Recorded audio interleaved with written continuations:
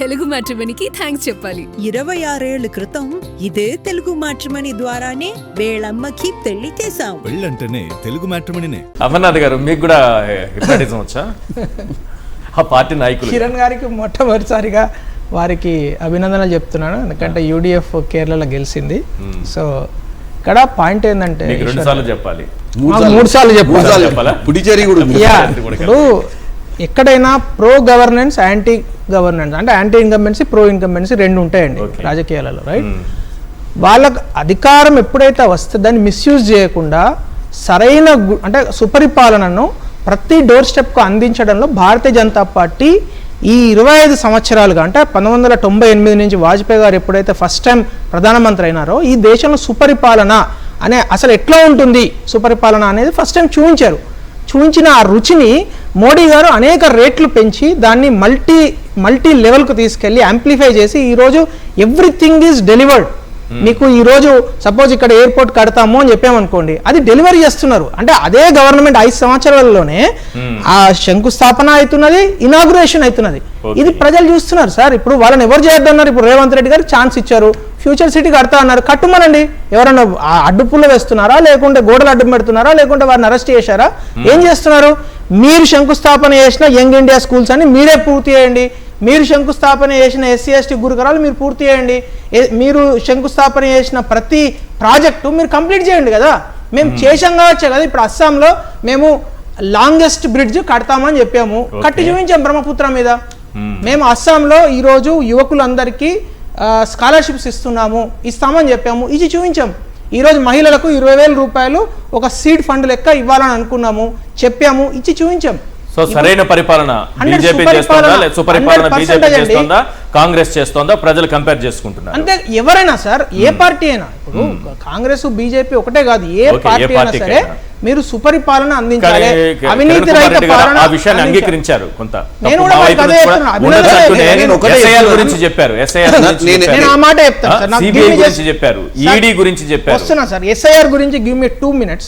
ఇక్కడ ఎస్ఐఆర్ విషయంలో ఇందాక వారు చెప్పిన దానిలో నిజం లేదు. ఎందుకంటే మొత్తం ఎస్ఐఆర్ 92 లక్షల ఓట్లను తీసివేస్తే దానిలో కేవలం 34% ముస్లిం ఓట్స్, 66% హిందూ ఓట్లను తీసివేయబడ్డాయి. కాదు, 66% హిందూ ఓట్లు అంటున్నారు, హిందూ ముస్లిం. ఓకే, వారు మైనారిటీ అని చాలా స్పెసిఫిక్ గా చెప్పారు, అందు గురించి నేను చెప్తున్నాను.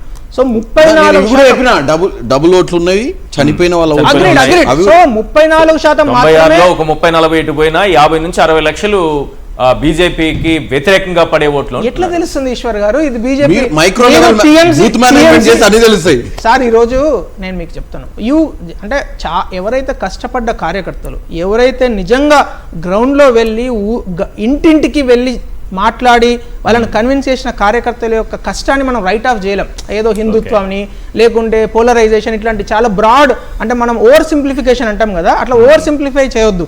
ఎందుకంటే వాళ్ళు నిజంగా కష్టం ఉంది. 1,75,000 ప్లేసెస్లో స్మాల్ మీటింగ్స్ పెట్టారు సార్ రాష్ట్రీయ స్వయం సేవక్ సంఘ్. అంత ఈజీగా జరగదు అది. రాజస్థాన్లో 3 లక్షల ప్లేసెస్లో ఇవాళ స్మాల్ మీటింగ్స్ పెట్టాం మేము. అదంత సింపుల్గా జరిగే వ్యవహారం కాదు. ఇంటింటికి వెళ్ళాలంటే ఇంటింటికి వెళ్ళారు. పరమ పూజనీయ సరసంఘచాలక్జీ గత 12 నెలల్లో ప్రతి నెల బెంగాల్ విజిట్ చేశారు. ఇది కేవలము ఏదో ఒక పార్టీ, ఒక రాజకీయ పార్టీ గెలవడం మాత్రమే కాదు. ఇది రాజకీయాలకు అతీతంగా ఎంటైర్ హిందూ సమాజం కోరుకున్నది ఈరోజు మొత్తం ఆసేతు హిమాచలం.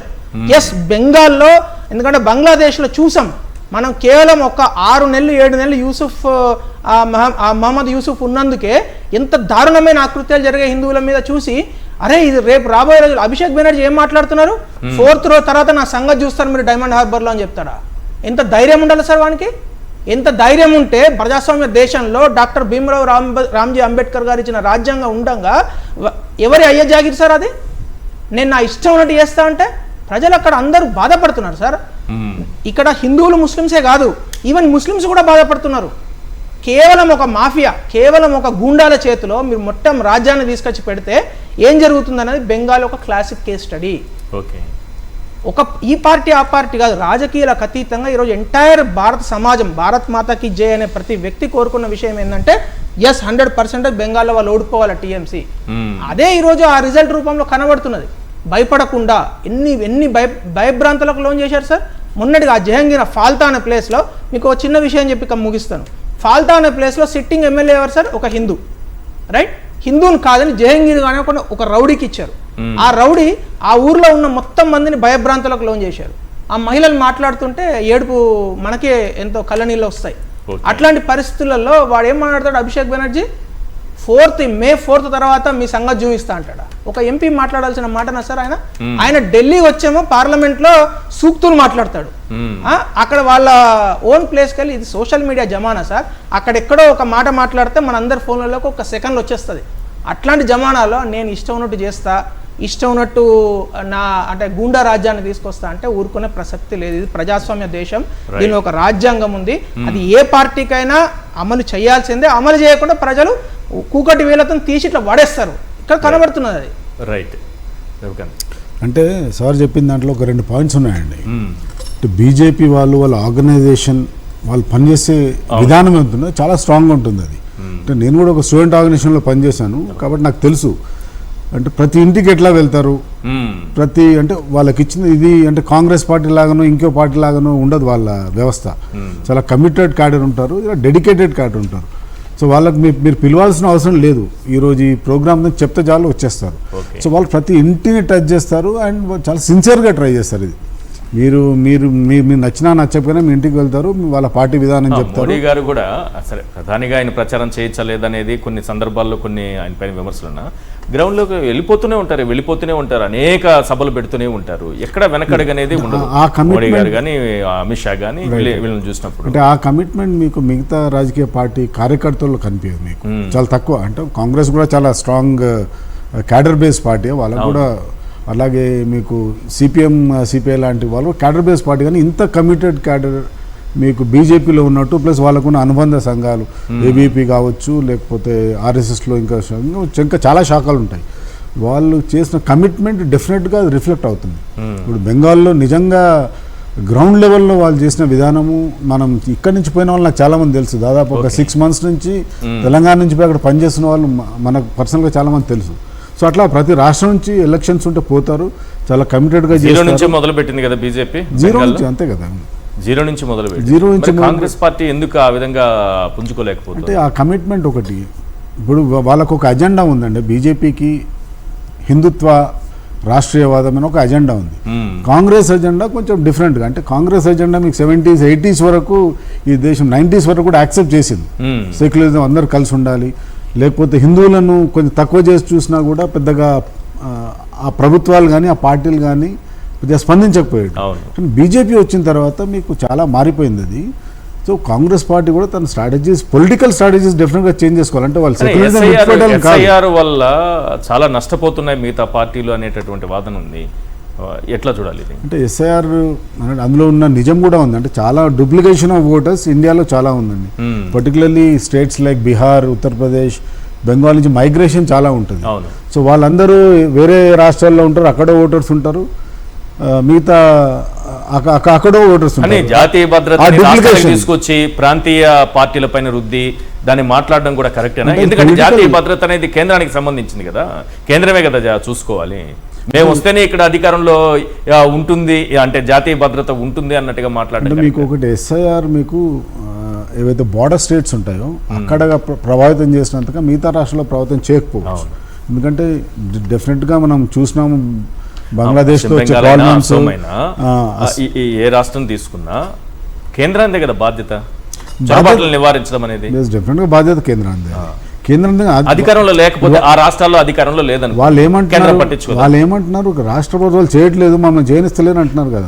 ఇప్పుడు బంగ్లాదేశ్ బార్డర్ దాదాపు ఇంకో 2000 kilometers 1000 kilometers ఇంకా ఫెన్సింగ్ చేయాలి. మమతా బెనర్జీ చేస్తలేదు అనేది బీజేపీ వాదన. అసలు బీజేపీ వాళ్ళు కాంపౌండ్ వాళ్ళే కడతారు. సో ఈ ఫ్యాక్టర్స్ అన్ని కూడా సార్ నేను ఒక క్వశ్చన్ అడుగుతాను, అందరు విఘ్నులే కదా. బంగ్లాదేశ్ నుంచి ఇండియాకు ఇల్లీగల్ ఇమిగ్రెంట్స్ వస్తారు కానీ ఇండియా నుంచి బంగ్లాదేశ్ కి అయితే ఎవరు వెళ్ళారు కదా. సో న్యాచురల్లీ మనల్ని మనం కాపాడుకోవాలి కదా. ఇప్పుడు అటు ఇటు పోతున్నారు అంటేనేమో మీరు అన్నది వాస్తవం, అరే ఇది ఎట్లా ఉంటది, ఇది ఎట్లా, మన వాళ్ళు అటు కూడా వెళ్తారు, మన వాళ్ళు ఒక్కళ్ళు కూడా అక్కడికి వెళ్ళినట్టయితే అక్కడ కనబడదు కదా, మనమైతే అనుకోం కదా, ఎక్కడ రిపోర్ట్స్ రావు కదా, clear. So illegal immigration is only one sided. When Okay. illegal immigration is only one-sided, you definitely have to stop in the interest of the country. అది భారతీయ జనతా పార్టీ అయినా కాంగ్రెస్ పార్టీ అయినా ఏ పార్టీ ఉన్నా పని చేయాలి. వాళ్ళు చేయలేదు, మాకు చేసే అవకాశం సరిహద్దు వస్తే రాష్ట్రాల్లో బీజేపీ తప్పనిసరిగా ఉండాల్సిందే. ఆ రాష్ట్ర ప్రభుత్వాలు అయితే ఏం ఈశ్వర్ చేయవు. గారు నేను ఒక మాట చెప్తాను. ఉండాల్సింది కాదు అది. అంతే కదా. లేదు. చెప్పేదాన్ని బట్టి బీజేపీ ప్రచారం No, no, no. బీజేపీ నేను చేసేది అంటే ఆ చిన్న- పర్సెప్షన్ క్రియేట్ చేస్తుంది. ఉండాలి Yes. మేము మేము ఉంటేనే అవుతుంది. సేఫ్ అనేది సార్, నేను ఒక పర్సెప్షన్ మాట చెప్తా దయచేసి. రేవంత్ రెడ్డి గారికి కూడా తెలుసా ఆ మాట. బార్డర్ స్టేట్స్ ఏవైతే అంటే మనకు అవును. పాకిస్తాన్కు బార్డర్, బంగ్లాదేశ్కు బార్డర్ ఉన్న బంగ్లాదేశ్. దానిలో ఆ బార్డర్ నుంచి ఒక 15 కిలోమీటర్స్ జ్యూరిస్డిక్షన్ సెంట్రల్ గవర్నమెంట్ చూస్తుంది. ఎందుకంటే అక్కడ బిఎస్ఎఫ్ ఆ ఫెన్సింగ్ కట్టడం విషయంలో కావచ్చు, Yes. వాళ్ళకి కావాల్సిన ల్యాండ్, ఫెన్సింగ్ ఎక్కడ కడతాం, గాల్లోనైతే కట్టరు కదా. అవును. ఫెన్సింగ్ కట్టాలంటే land is revenue is taken care bye state government. ఇప్పుడు ఇక్కడ సపోజ్ ఐఐటియో IIITయో లేకుంటే ఐఏఎంఓ కట్టాలనుకోండి, స్టేట్ గవర్నమెంట్ ల్యాండ్ ఇవ్వాలి. Land ఇవ్వాలి. ఇప్పుడు సపోజ్ స్టేట్ గవర్నమెంట్ నేను ఇవ్వా అన్నది అనుకోండి, ఇప్పుడు ప్రీవియస్ గవర్నమెంట్ తెలంగాణలో బీఆర్ఎస్ పార్టీ ఉన్నప్పుడు నవోదయాలకు ప్లేస్ ఇవ్వమని చెప్పారు, నవోదయాలు రాలేదు. ఇప్పుడు గవర్నమెంట్ ఇస్తున్నది, నవోదయాలు వస్తున్నాయి. జాతీయ భద్రతకు సంబంధించి ఎటువంటి నిర్ణయాలు తీసుకోవడమైనా కేంద్రం So, అధికారాలు ఉంటాయి. state government చేయాల్సిన పనులు Institutions చేసి వేరు, ఉంటే- ఇది వేరు. నేషనల్ సెక్యూరిటీ వేరు, ఇన్స్టిట్యూషన్స్ వేరు. కరెక్ట్. ఇప్పుడు పంజాబ్ ఉంది సార్, మరి పంజాబ్ లో భారతీయ జనతా పార్టీ లేదు కదా, మరి పంజాబ్ లో ఎందుకు బార్డర్ సెక్యూరిటీ ప్రాపర్ గా జరుగుతున్నది? జమ్మూ కాశ్మీర్ లో భారతీయ జనతా పార్టీ లేదు, అక్కడ ఎందుకు జరుగుతున్నది ప్రాపర్ గా? మరి పంజాబ్ లో ఈ కంప్లైంట్ లేదు కదా, మరి ఇక్కడేమో ఎందుకున్నది? We have to think it over, right? Punjab is also border, right? Yes. డెఫినెట్గా అన్నట్టు రాష్ట్ర ప్రభుత్వ సహకారం లేదు, కేంద్ర ప్రభుత్వం కూడా ఏం చేయలేదు అవును. పర్టికులర్ నేషనల్ సెక్యూరిటీ విషయంలో, పర్టికులర్ బార్డర్ స్టేట్స్లో. సో ఈ ఫెన్సింగ్ చేయాలన్నా లేకపోతే బిఎస్ఎఫ్ ఇష్యూస్ ఉంటాయి చాలా. అంటే it's not a very small border కదా, లాంగ్ పారస్ బార్డర్ అది. మీరు అంటే ఇట్లా దాటి నేను ఒక బార్డర్ చూసినాను మేఘాలయ బంగ్లాదేశ్ మధ్య, నేను పర్సనల్గా వెళ్ళినాను ఆడ.